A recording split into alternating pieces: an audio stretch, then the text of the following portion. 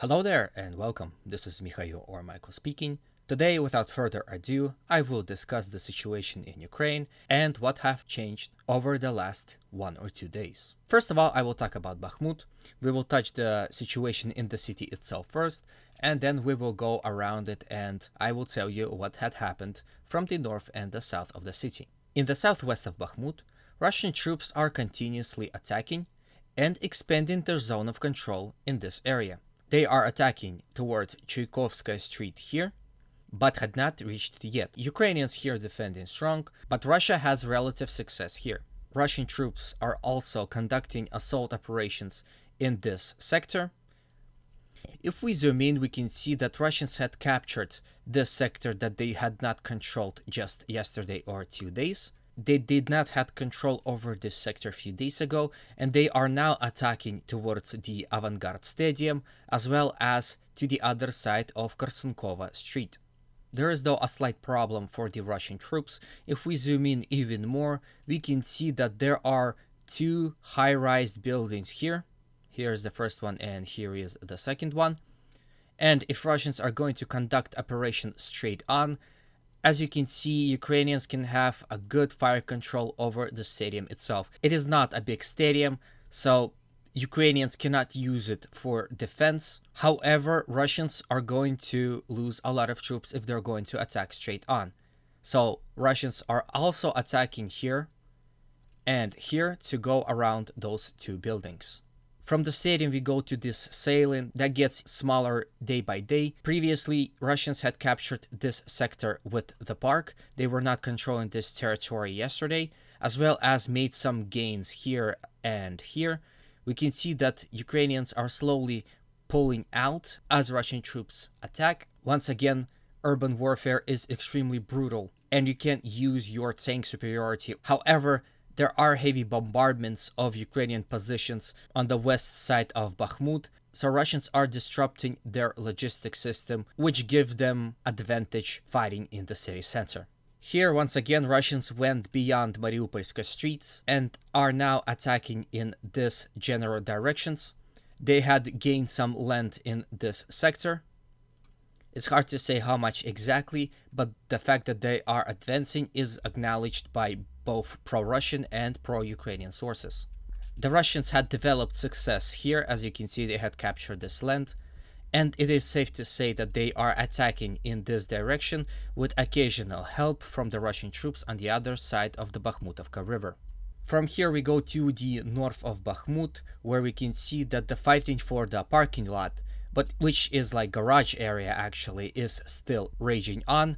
Russians are capturing more and more parts of it. This is what they had captured yesterday, and this is what they are fighting for right now. So this is probably now their control, which means they have captured half of this area. From here we go slightly to the north, where the factory is located.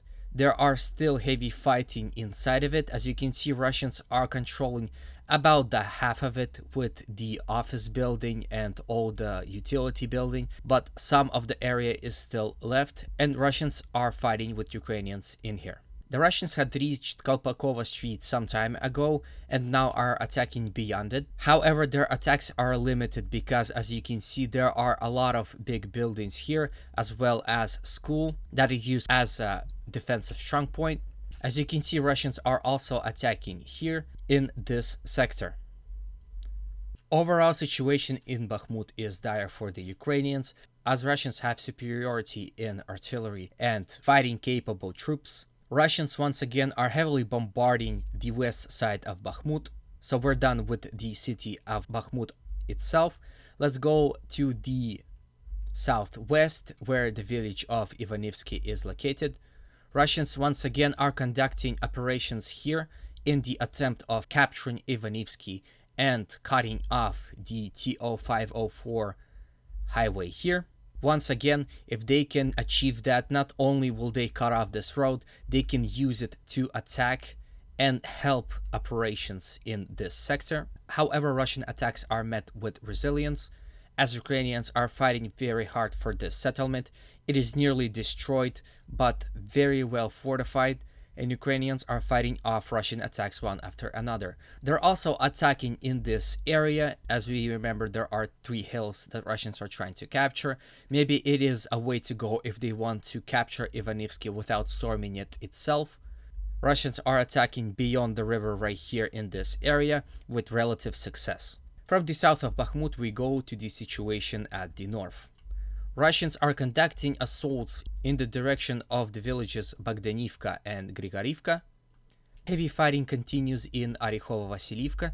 It is hard to say who exactly is winning in this battle, as Russian progress in this village has been slowed down by Ukrainian resilience. Russians are also using E40 highway to attack in the direction of Minikivka and to support Russian attacks towards Orekhovo-Vasilivka on this flank. Overall, Russian advancements in the north are slowed due to the fact that Ukrainians have a lot of resources around Kramatorsk and are able to rotate their troops successfully and challenge Russians on this front. From Bakhmut we go slightly up, where Russians had once again attempted to capture village of Vasikivka. As you can see, they are very close to the village but had not entered it yet.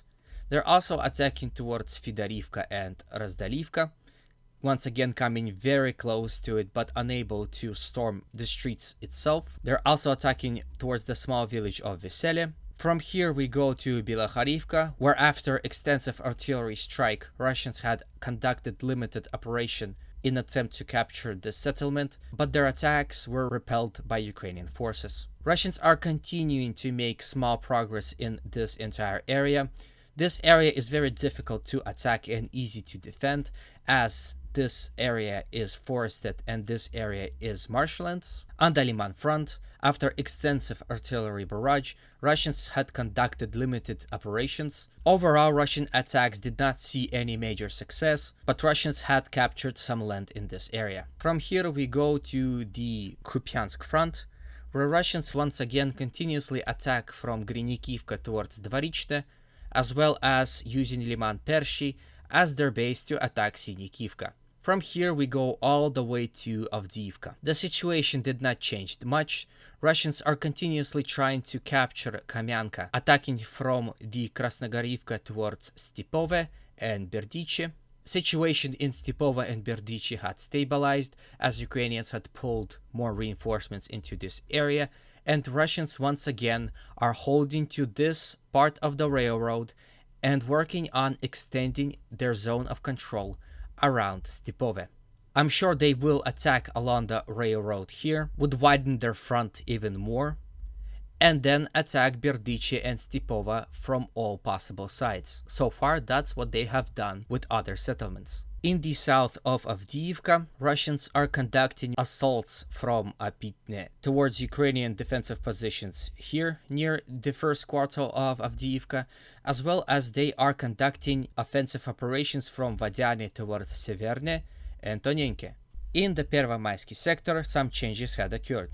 Recently, Russians had captured this sector and now advancing further, and if Russians were able to do that, they can then strike Ukrainian positions on the flank, and if that can turn out to be successful, they will strike Ukrainian positions in the rear and cut off this supply road. If that were to happen, Ukrainians will probably retreat from this side, letting Russians to capture most of this settlement. Russians, however, are unable to capture village of Nevelsky as of right now. From Nevelsky, we go to the Marinka. Heavy fighting continues in the center of the city. As of right now, Russians are slowly pushing Ukrainians. They're also attacking in the south, all along this road, and they are getting closer and closer to the Pobeda village. From Marinka, we go to the Novomikhailivka. Here, Russians are assaulting this settlement from the east, as well as from the south. They are also attacking in this direction. They're also attacking here